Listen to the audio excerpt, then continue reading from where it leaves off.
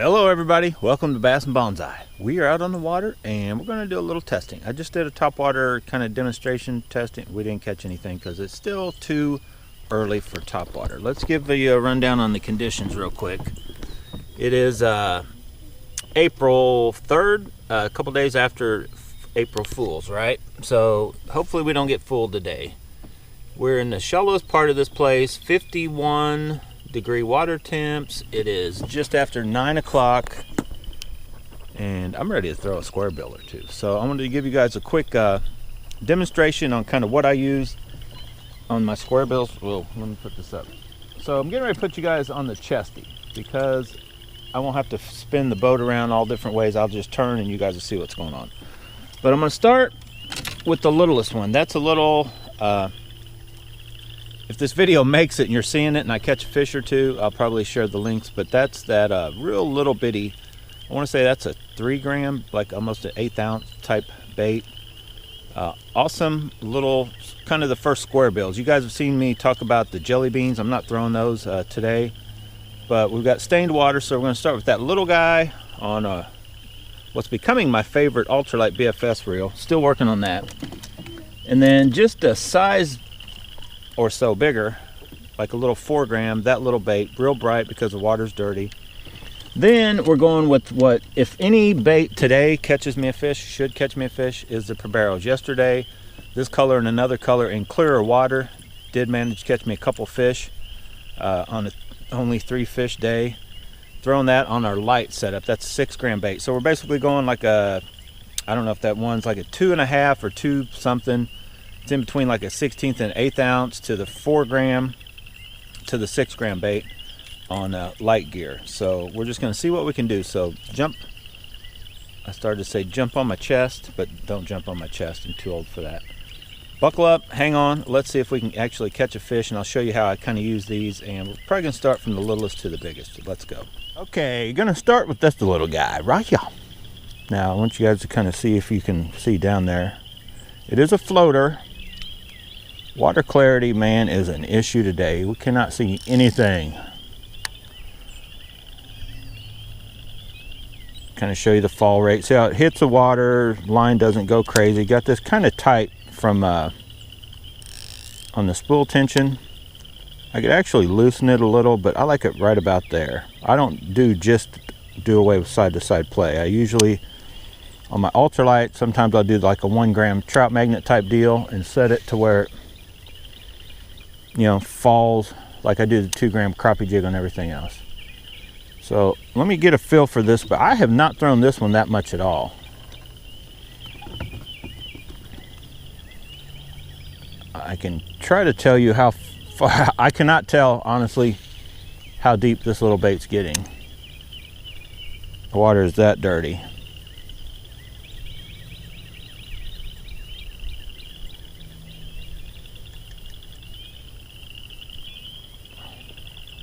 I'm just trying to get it to where I can see it and watch it work. It does work pretty good though. It's got a little wiggle, kind of a tight wiggle wobble. It does float, so you can throw it out, let it set a minute, start bringing it back. I felt it go over that. There's definitely that wood goes all the way out, and I felt it go over the wood. It's just got the single hook, so I think you can feel confident. I'll see if I can. Whoa!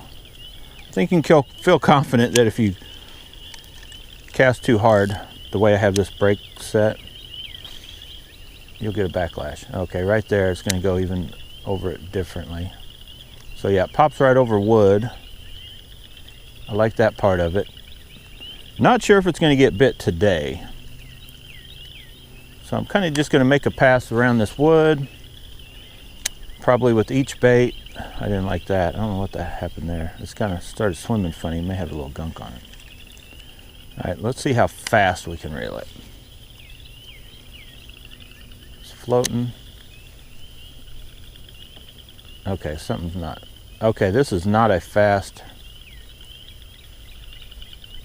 I can tell by the line, it does do like a little, but it's not a fast moving bait. You're gonna throw it out, kind of do I'd alternate like pause, but not fast. And it kind of will move around. So I don't think it's out of true because it is doing this. If you just start reeling and it's always going one way, that's where they're, you know, out of true, and you might need to trim them up. But I don't think that's what's happening here. I think it's just a little bait that it can only go so fast before it blows out. And it's pretty light. You're definitely going to want to have a good BFS combo. I felt it click on wood right there too. Now I watched it twirled there. I went too fast and I saw the line. You could tell it jumped around underwater. It did a flip. So this bait, where you see me fishing right now, this is normally, I would not throw this bait. It's too, in my mind, I'm not saying you can't. You see how it did that little zigzag? Awesome little bait for the creeks and streams is where I plan on using it, in clear water, not necessarily this color, but you know, a little bit of dark water. And it's too muddy. I don't like using anything real small, to be honest. When it gets too dark, I like a little bit bigger and a little bit brighter, louder. But if this had a rain and it muddied up in summertime, I still wouldn't have an issue. I think this would catch some fish. But you definitely need shallower water with these little bitty ones once they're that little. So we're going to switch. Awesome little bait though. They look real cool. I don't know if I've caught a fish on one yet. I don't know. I'm losing my memory. I got them last year and I haven't used them much, but let's switch up. Okay, we're switching to a little bit bigger 4-gram Squarebill. We'll put it through its paces. Now this combo is capable of throwing that bait we just threw with the Silver Creek. The Silver Creek is capable of, you know, that combo is capable of throwing this. They're actually, all of them you're going to see me throwing could be thrown with any of these combos, but I just kind of, this rod's a little bit stouter than the 522 SUL. This is just a UL and got a little more backbone. It may not be any more durable than those Teton rods, but it just feels like a stouter. What did I do? Oh my goodness. I'm talking to you guys about the stoutness of the rod. I about yanked the tip off by reeling in too far. We do put them through some abuse. But as you can see, once you get in that bigger bait, you can get longer cast. You can cast, you know, crank a little bit harder, faster, without it blowing out. And you honestly, on a good Squarebill, you want to see that line kind of making the zigzag if you're alternating the speeds. And I recommend doing that with the Squarebill. Do a couple cranks. Yeah, see, this bait is working real good. Now I do remember the video where I caught a for sure one. I may have caught more. So I'm gonna get it on out there. This feels very good. Like, I have no issue with fishing this bait. And I need to try some of these 4-gram ones down on at the littler creeks and streams, because there's some big bass and some of the big old holes. Me and Charles go big old holes, but I guarantee you this will work at creeks and streams too. I typically, just for the fun of it, I guess, like using the smaller ones. Came right over that wood. So yeah, I'm impressed with so far. I think all of the from the little jelly beans to that littlest guy I just showed you, this guy right here, up to the Proberos of the, like, what I call Squarebill style, or that's kind of how I use them. Because even those little jelly beans kind of go right over little wood. They're kind of like, I guess, the first and as small as you can get in what I would call something that works kind of like a Squarebill. But, and I'm going to keep these rigged up. Be looking, if you watch this video and I didn't catch a fish, I'm going to use them throughout the day in a regular video I'll be making here shortly. And trying them here and there, different places.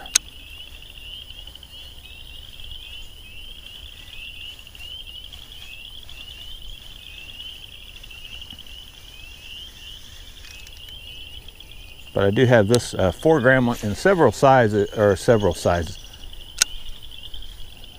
colors. And oh, I thought I had a little bump. So you will probably see me throwing it a lot this season. On this combo probably.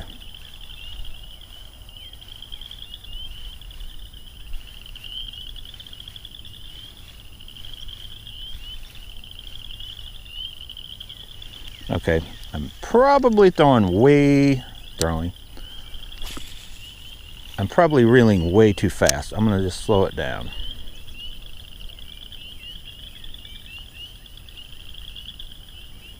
Now I'm still gonna pause it here and there.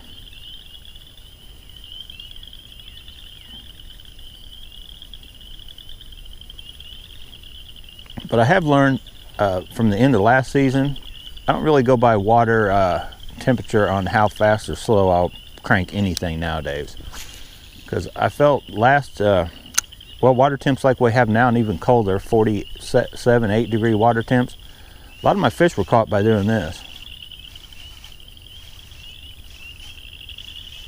On that Provero's bait. So, awesome bait. Let's watch it go over the wood one more time. I'm getting ready to switch to the Provero's, and let's see if we can move around and actually catch a bass. And I'll switch back and forth.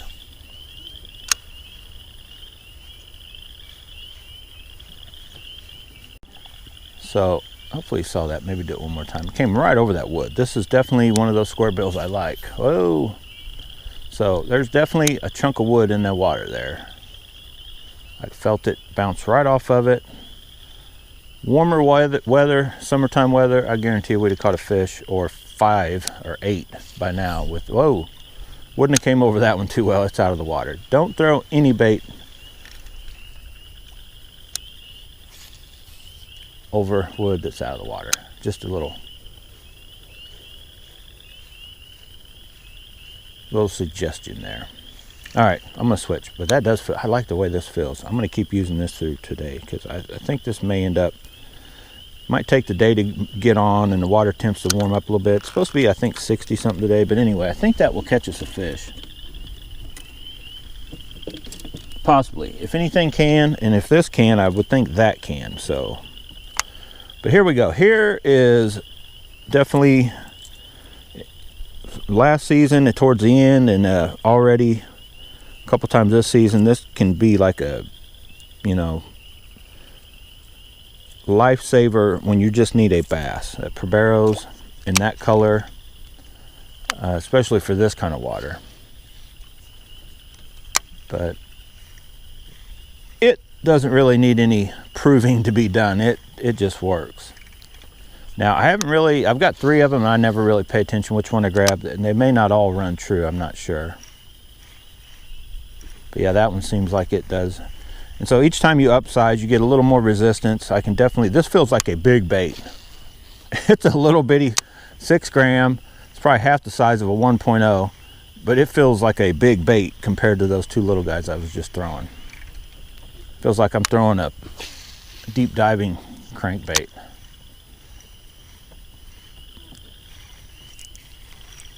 I think I got a little gunk.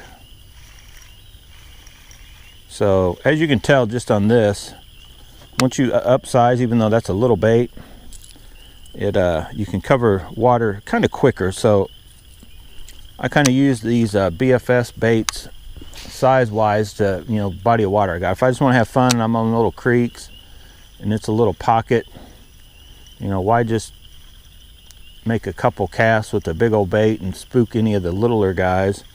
Throw that little bait, you know, slow down sometimes if the bite gets tough. But this guy, we should be able to get some good cast through here, and we're gonna finish up this video by starting to move along down the bank. We're gonna get to the windy side. We're not in the windy side, and that could be part of it. They just may not be in this shallow water. They may still be out a little deeper, right on the edge. So hopefully I catch a fish. If not, I'll be wrapping this video up shortly, but be looking forward to my full day of fishing on this day, because I will still be using these. And if I do catch something, I guess throughout that part, I may add it on the end of this video, and then recommend you watch the full video to see exactly how I did it, or what point in time during the day I did it.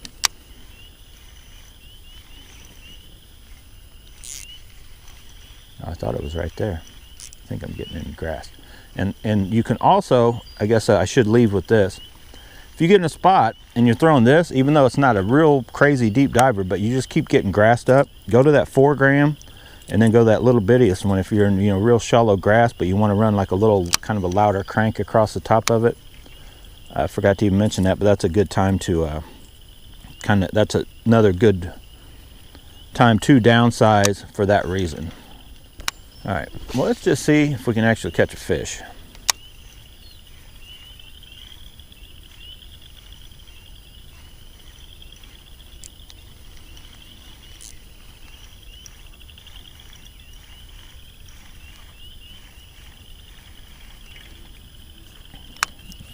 I do keep getting gunk. You guys see that? Every time I come in, I got a little gunk on that bait. So what I'm gonna do is I'm gonna practice what I preach. Because they both feel good anyway. But this guy's a little bit brighter, I feel anyway. And so I'm gonna throw him just for a little bit. I don't think he'll get quite as deep.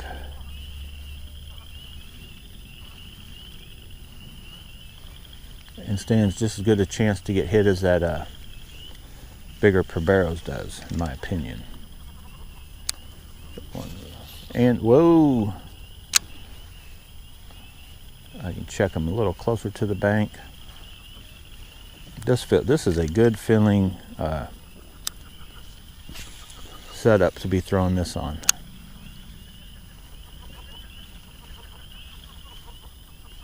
Oh, I felt it bump something, and I thought for sure I had a fish there for a second.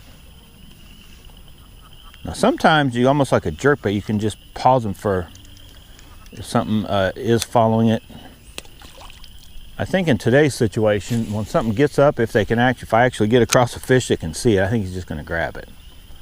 I don't think they can see well enough to try to follow something for very long. I think they have to look at it, make a split decision, because it'll be, you know, they'll be afraid it's out of their sight, and they're probably going to be pushed up on wood. So instead of just going with the wind, I'm going to jump over here and kind of hit this spot.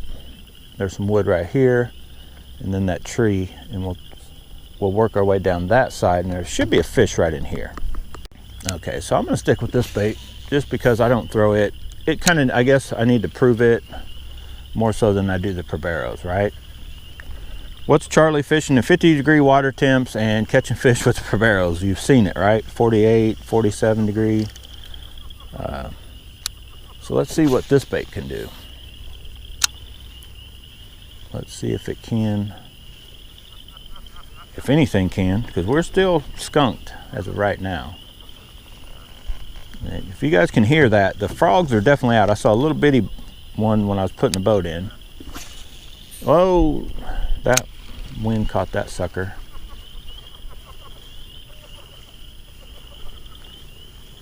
And always be ready, even if that cast is way off, be ready for a fish, because I don't know how many times I'll make a cast and like, oh, that cast sucked, and that's when I'll get a fish.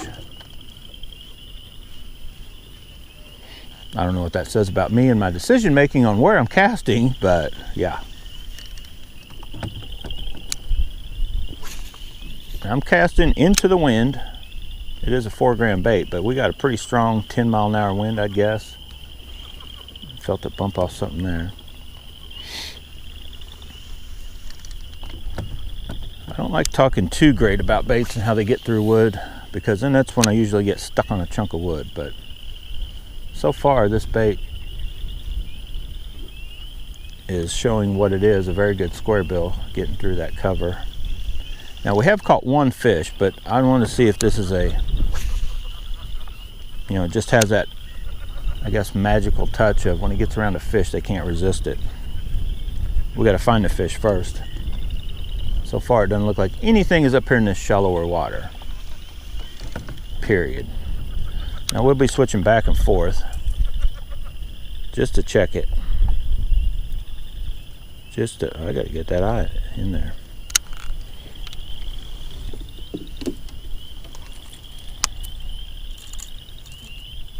That spot honestly looked too good to not have something in it.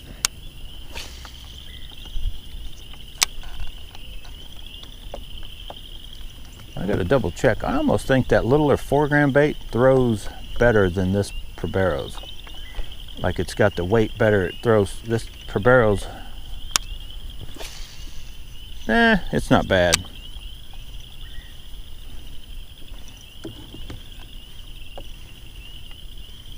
Like I said, a lot of times if I feel it's not getting deep enough, go with the bigger one. You know, water like this. And I'm getting ready to do a crazy cast it right in that nastiest stuff. Let's do this though first, right along the edge of it. I can feel that bouncing off all kinds of wood. Man, I would have sworn there was a fish right there.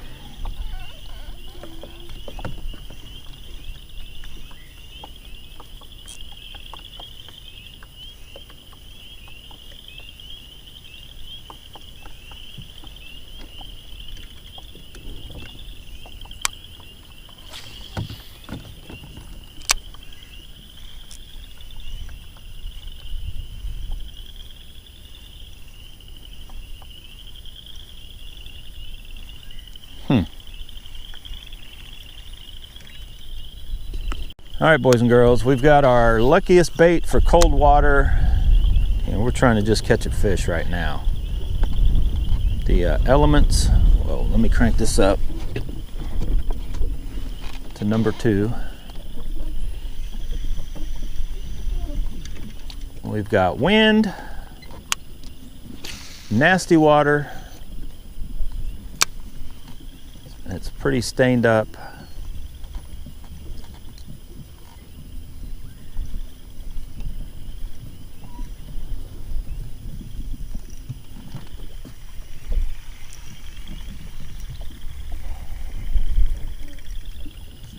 I'm hoping we can pull out a fish today, or 50, once I figure out something they'll hit on.